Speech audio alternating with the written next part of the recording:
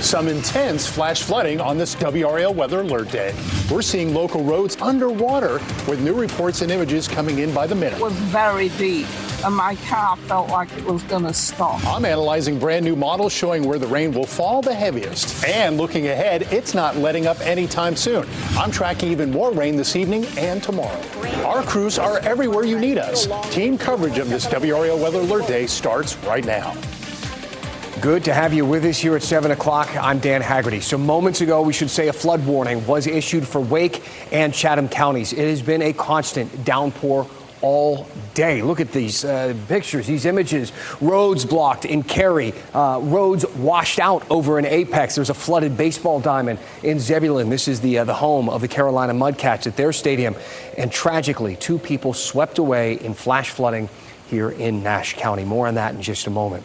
We want to show you the bigger map here, the bigger picture here. All that red and purple and yellow, those are the areas that got the most amount of rain tonight. In Nash County, more than 7 inches of rain fell. Our team is live for you across the area tonight. Heidi Kirk and Kat Campbell in 2 different parts of Spring Hope. They were hit really hard. Willie Danley is joining us in just a bit from Apex. But we want to start with where the system is right now. Meteorologist Mike Mays tracking it all for us. Mike. And it is still coming down in Clinton right now in Sampson County. You can definitely see the roads are wet there, and it's been raining all afternoon and will likely continue. Now, as Dan mentioned, we have a flood warning now for parts of Wake County and also Chatham County. This replaces the flash flood warning. This goes until 8:45. It's now small stream flooding. All the water is going into the creeks and streams. They're starting to go up, so it's not anything that's going to happen rapidly. It's slow flooding. That's why it's not a flash flood warning. Still a flash flood warning in effect for parts of Nash County and Franklin County. That goes until about 7:30. The rain has definitely let up and probably won't be intense like it was earlier today for the remainder of the evening and overnight. But our southern counties, southern Johnston County, Wayne County, Sampson County, and points south and east, still seeing some heavy rainfall. In fact, it's growing around the Meadow community in southern Johnston County, Bentonville, and we'll watch to see if this pushes up to the north and west, because that's what Futurecast has been pinpointing all afternoon. Still have our flood watch at midnight. Probably will be allowed to expire because the amount of heavy rain doesn't really exist past midnight. 6 o'clock on Futurecast, we're showing showers mainly in our eastern counties. By 9 o'clock, it's over toward Princeton, Kenly, Micro, Fremont, Pikeville, Elm City, heading over to Tarboro. And once you get to about midnight, that rain starts to move back into the Triangle area. It lasts overnight. But again, the rain's not going to be heavy overnight, so we're not going to see the flash flooding exacerbated. And tomorrow morning, when you step out, it's likely to be raining for the morning commute and perhaps even through the day tomorrow. There is a low end risk for flooding for the day on Thursday, and still the possibility of showers. Not quite as bad as what we saw, but still the potential exists for some flooding. All right, we'll check back in. Thank you, Mike, for the update. We want to take you live now to Nash County. This is where 2 people died after being swept away in flash flood waters. WRAL's Heidi Kirk is live for us there in Spring Hope. They saw 7 inches of rain over that, Heidi, and you heard from the officer who was there, who was swept away as well, trying to save these people. It is a terrifying account of what happened. Well, Dan, we've been standing by here pretty much all evening long, and we're standing right where that flood water was sitting just hours ago. A lot of it has receded, but if you take a look over this way, you're going to see the very ravine where that minivan was swept off the road here into those rushing floodwaters. And again, we've been here watching every single step of that. We actually saw emergency crews get here on scene and search for them. And of course, as you mentioned at that press conference, we heard from the Spring Hope police officer who was here rushing to the water, seeing those 2 people clinging to the minivan and even jumping in after the woman as she let go because of those rushing waters. Take a listen to him describe what he went through. As I was calling in for a extension ladder for a fire truck to respond to get to the people, we were telling them to stay still, you're fine, don't move. As I turned around, my officer told me she's in the water. And when I turned around to look, I saw her partially submerged, a distance about 25 feet away from me. I thought that I could make a difference, so I ran and dove in, tried to grab her. The water was moving extremely fast. It was deep, it was over my head, and I never got to her. Once she went under, I never saw her again. I saw that she had an arm out of the water. I tried to grab her, and then when she submerged, I went under as well, trying to reach for her. There was so much debris, so much fallen trees, bushes, things floating. there was a tree that was completely underwater, horizontal, that you couldn't see, that I got tied up in and got over it. Honestly, I wasn't thinking about anything, just trying to make a difference, just trying to help her. That's certainly something that's going to stick with all of us. Now, one thing I want to leave you with, when we were here on scene just hours ago, as they were still searching for those two people, we actually ran into some family members of those two people who lost their lives, standing right here, just hoping and praying at that moment that they were okay. Of course, we now know that they've passed away. Now, the Nash County Sheriff did issue a stark reminder: do not drive through floodwaters. It can be higher than you think. Dan? Oh, man. All right, Heidi, that was just, it's heartbreaking. We talk about officers also putting their life on the line for folks, and that officer could have very easily died doing what he did today. Heidi, thank you so much. We also have Kat Campbell. She has been in the WRAL Storm Tracker today, also in Spring Hope, not far from where Heidi was just reporting live. And Kat, you've seen a lot of flooded roads out there. Finally, some good news as water is beginning to recede in some spots. Absolutely. We're starting to see improvements on the roads here in Spring Hope. We've been driving through town. I want to show you a live look here from the WRAL Storm Tracker. We ran into many spots earlier, including a site on Pleasant Grove Church Road that you see here with water covering the roadway. This wasn't the only spot that we saw that with either. We saw many cars driving through the flooded road waters. We want to remind folks, with any flash flooding, never do that. The good news is, as we come back out here live tonight, we're not seeing any of the low-lying areas. We're actually kind of about to go pass by a low-lying area that looks like it was probably covered in water earlier. We're not seeing any residual issues here in Spring Hope, and the flash flood warning is set to expire in about 20 minutes, and they've been under that flash flood warning for almost 5 hours now, Dan. It has been a long day, certainly. Thank you to Kat. Let's send you now to Apex. We're going to join WRAL's Willie Danley. He's live out there on Olive Chapel Road. So this road, man, it really took some damage from this flooding today, Willie. It's closed at this point. The DOT saying it could stay that way for a while. That's very true, Dan. And I'll say a while is quite an understatement. The damage here on Olive Chapel Road is extensive. I mean, look behind me. This is a crater that's been created by the flooding here in Apex. And I'll actually show you over here on this fence right here. You can see just how high this water got. This entire fence was covered with the flood water. Now, I want to take you to some video so you can get a closer look at this crater that's been left behind on Olive Chapel Road here. People living in this area tell me even throughout Hurricane Helene and Tropical Depression Chantal, they've never seen damage as bad as this today. As you can tell, this road is going to take quite some time to repair. People living in communities around this area tell me they're concerned about the traffic that this is going to bring to these local neighborhoods because commuters are going to be looking for alternate routes. I live right there, and our subdivision is going to be the go through. So yeah, I don't think it's going to be. This is a very high traffic area. You've got Olive Chapel, obviously up here, all 55 and all the main streets down there. It kind of connects to. We ride our scooters through here all the time. It's a very high traffic area. This is not good. Since being out here, a lot of people have come out of their homes just to see how bad the damage is here on Olive Chapel Road. DOT is getting some estimates on when they can expect this repair to be done. Right now, they're saying November, but we're still waiting to get more information on that. We're going to continue to follow this story. In Apex, Willie Danley, WRAL News. Okay, Willie, yeah, the damage is extensive out there in Apex. Now, look, you can track the radar, the newly redesigned WRAL weather app. More rain expected tonight and tomorrow. Turn on those push alerts to get those important alerts based on your location, what is happening in your area, right to your phone. The app is free. Some cuts to Medicaid services could be coming soon to North Carolina. State lawmakers didn't fully fund Medicaid in that stopgap spending plan that they passed last week. WRAL's Capitol Bureau Chief Laura Leslie talked to the state health secretary about what the cuts could mean. Every year, state health officials have to adjust the Medicaid budget to account for rising health care costs and any increase in the number of patients it serves. That's known as the Medicaid rebase, and it's usually part of the state budget.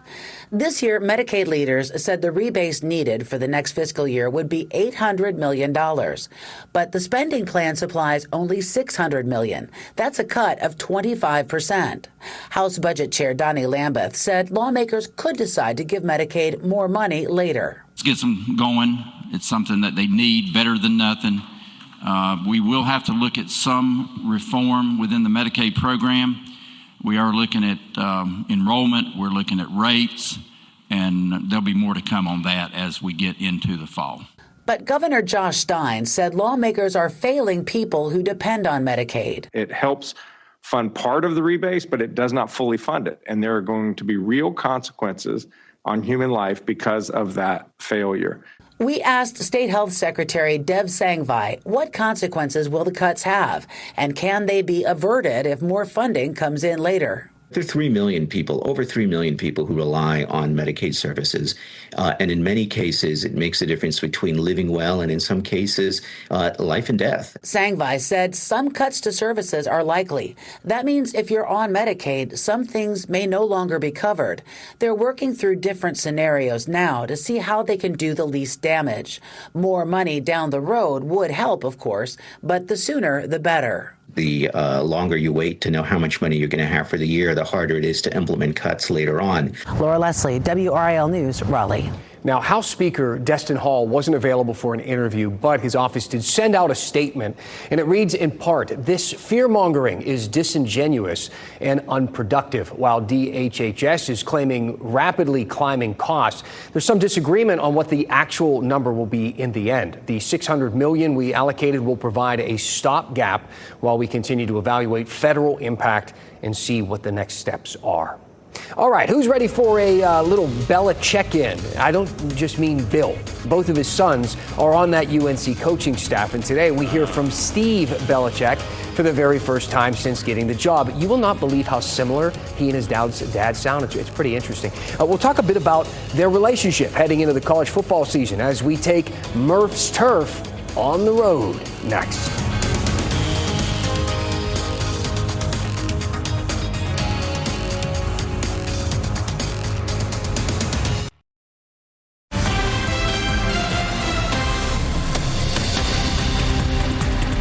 Welcome back to the WRAL Live Center on this WRAL Weather Alert Day. Thank you for your storm reports at WRAL.com/reported. This is from Denise. This is Edwards Road in the Castalia area in Nash County, and you can see just how high the water was there in that part of Nash County. Also got a lot of pictures of the rain and people's rain gauges. This is from Nick in Vance County, got about 4 inches of rain.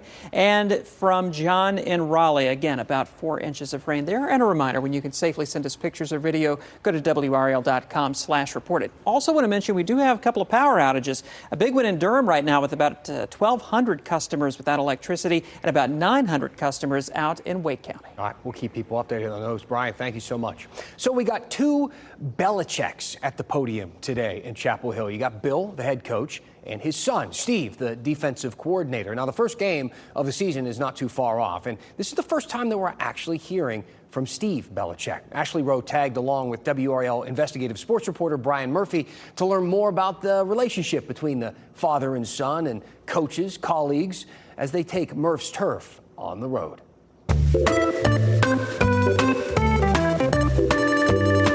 All right, Murph, I wanted to take Murph's Turf on the road. I wanted to tag along with you. Obviously, we've got the season starting up, and this is a big deal with Bill Belichick, but not just Bill. This is all in the family. Yeah, his son, Steve Belichick, is the defensive coordinator at UNC, and this is the first time that we got a chance to talk to him, and striking how much they sound the same. A lot of new faces, a lot of evaluation, just trying to figure out who can do what. Put in a lot of work in the spring, put in a lot of work in the summer. Not just in the way that they speak, their tone, everything. What were some of the key takeaways for you? You know, I was really interested that Steve Belichick talked about he wasn't necessarily going to come to UNC, that it was a tough decision for him to leave Washington after one season to come with his dad, but you got the sense of how much he enjoys working with his dad and working with his brother, Brian, who's also on the staff. And it was interesting to also hear about their upbringing, you know, and getting into this whole field. Yeah, I mean, coaching, like pretty much anything now, you know, is a family business. And Bill's dad was a college coach and college scout for 50 years. Bill's been a professional coach for 50 years, and now his sons have grown up in the game. They were talking about at 11 and 12, they're ball boys. They're sitting in on meetings with the Patriots and with some of the other teams that he coached with. And, you know, you become indoctrinated into the game. Steve Belichick had an interesting quote. He said, "My mom told me that I could do something better with my life." And then he said, he joked that maybe now I'm realizing there was something better I could do with my life. You know, we've been talking about how much they sound alike and the things that they were saying. I want you to be able to hear from them yourself.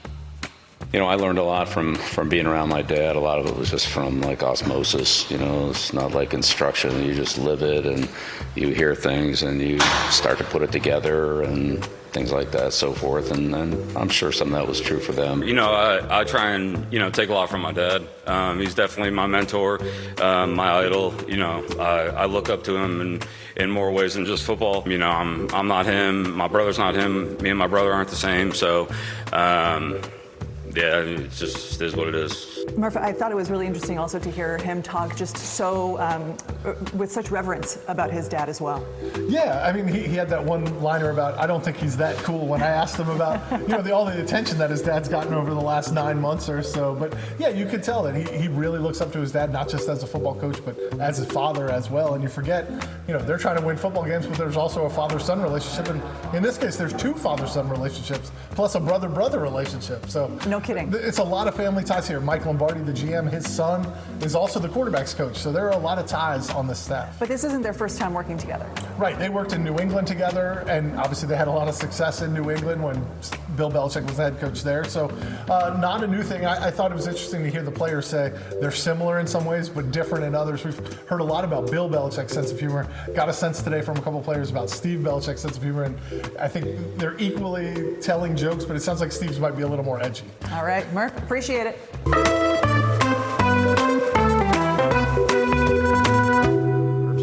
Murph's turf on the road. All right, Kat Campbell, let's get back out to you. You've been very busy today. You've been all over some of the hardest hit areas. Give us an idea of just what that day has been like and how things are going to progress as we take a look at the radar and our future with this weather.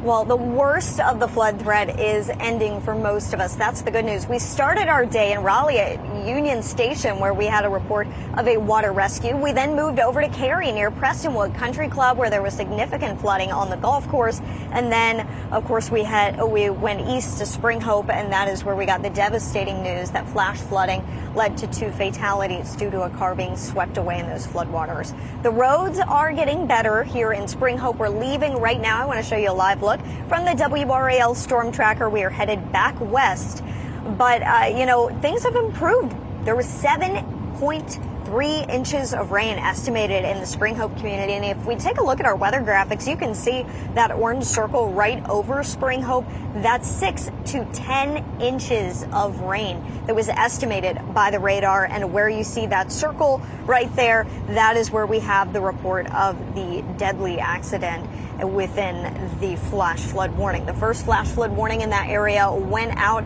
at 2:24 p.m. today, and they remain under a flash flood warning for another 10 minutes until 7:30 p.m. The good news is the rain is clearing out. There's still a little bit of rain to the south, but we are seeing improvements. It's much lighter than earlier, and you can see where we are on Highway 64 on the WRAL storm tracker on this map. We are headed west right now back toward Wake County. That also saw a lot of flooding today. Not much left there in Wake County, a little bit of rain in the northern part of our viewing area. But when you look at the flood alerts, there is a flood warning that was issued in the triangle. It's for Wake County over into Chatham County and Jordan Lake. Mike Mays told you about that off the top of the newscast. We do still have flash flood warnings, flood advisories in the southeastern part of our viewing area as well. And last night on WRAL News at 10 and 11, meteorologist Mike Mays first told you it was a WRAL weather alert day today, and that's due to that medium flood threat that we've been under. For tomorrow, the risk isn't 0, but it is lower.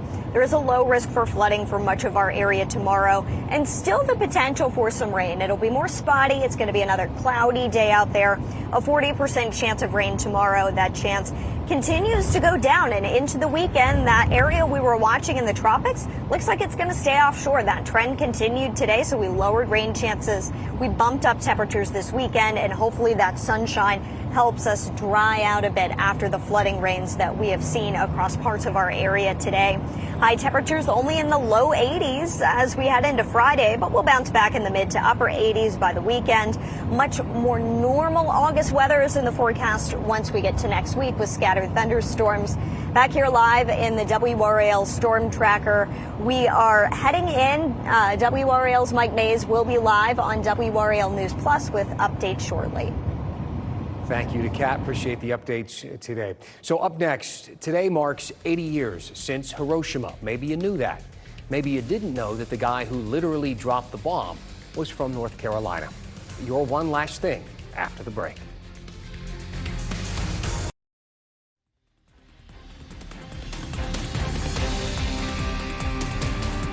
One last thing, today marks 80 years since the United States dropped the first atomic bomb on Hiroshima. It was August 6, 1945.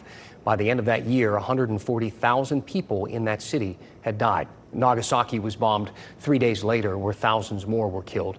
Shortly after that, World War II came to an end. 12 American soldiers were on board the Enola Gay. That's the plane that bombed Hiroshima. The man in charge of dropping the bomb was from North Carolina. Major Thomas Wilson Farabee was from Mocksville in Davidson County, not far from Winston-Salem. Farabee was the one who said the words, "Bombs away." He died in 2000. Farabee never regretted dropping the bomb. He says it saved more lives than it took because it ended the war sooner. Thank you for making WRAL your choice for local news. Our next newscast is at 10 o'clock on Fox 50 and at 11 on WRAL. Until then. Keep watching WRAL News over the air Channel 34 and Spectrum Channel 1257.